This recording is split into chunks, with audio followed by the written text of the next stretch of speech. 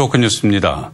경남의 주요 대학들도 잇따라 등록금 반환을 결정하고 있지만은 반환 규모가 학생들의 요구에 미치지 못하고 있다는 소식과 청년이 줄어들고 있는 어촌 마을이 인력난을 겪고 있다는 소식을 차례로 전해드립니다.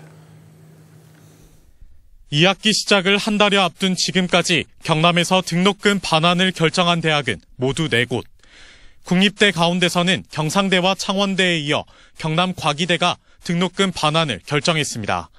또 사립대에서는 처음으로 경남대가 등록금을 돌려주기로 했습니다. 이들 대학 모두 1학기 등록금의 10%를 특별 장학금 형태로 지급합니다. 학교의 운영상에 굉장히 어려운 상황에 또 학생들 입장에서 또 어렵게 한 학기 동안 수업을 듣는 그런 어떤 문제점도 있고 해서 저희 총장님께서 큰 결단도 하시고 건국대가 전국에서 처음으로 8%대의 등록금 반환을 결정한 이후 다른 대학도 이와 비슷한 수준에서 등록금 반환을 결정했습니다. 대학들의 잇따른 등록금 반환 결정에도 학생들은 여전히 반발하고 있습니다. 학생들이 요구한 등록금 반환 금액보다 턱없이 적기 때문입니다. 또 대학에서 특별 장학금 재원 마련을 이유로 기존에 주던 장학금을 폐지해 학생들은 10% 등록금 반환을 꼼수라고 지적합니다.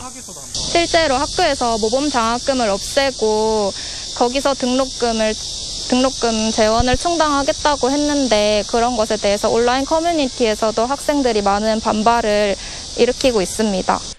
코로나19 확산세가 이어지면서 각 대학들은 2학기에도 정상적인 학사 운영이 불투명한 상황이어서 등록금을 둘러싼 논란은 앞으로도 계속될 전망입니다. MBC 뉴스 이재경입니다. 지난 2010년 전남의 어가 인구는 5만 4천여 명, 10년 만에 만여 명이 줄었습니다. 그나마도 줄어드는 인구에서 만 65세 이상 노인이 차지하는 비율은 10%가량 늘었습니다. 청년층이 줄다 보니 인력난으로 어업 기반 유지를 걱정해야 하는 상황입니다. 지금 다 이제 젊은 사람들 와서 이제 애들 낳고 그래야 이제 그런 사람들 되게 없으니 아예 안 늘어오니까. 어촌의 고령화 문제는 비단 전남만의 문제는 아닙니다. 전국 어가 인구가 지속적으로 감소하다 보니 농가 인구의 5.2% 수준에 불과한 상황.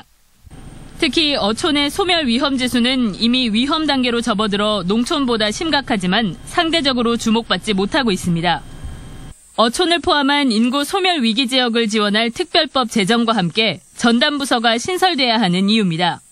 정책을 결정하든 그 결정에 소요되는 예산을 확보하든 법에 근거해서 지원이 저는 반드시 필요하다고 생각합니다.